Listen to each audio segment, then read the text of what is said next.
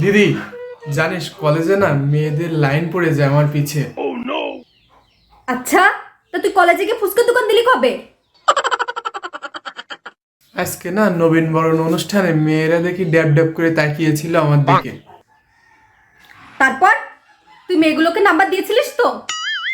Number? কিসের number? কেন, চোখের ডাক্তারের? তাহলে তোর দিকে কেউ এভাবে ড্যাব ড্যাব করে তাকিয়ে থাকে কেউ?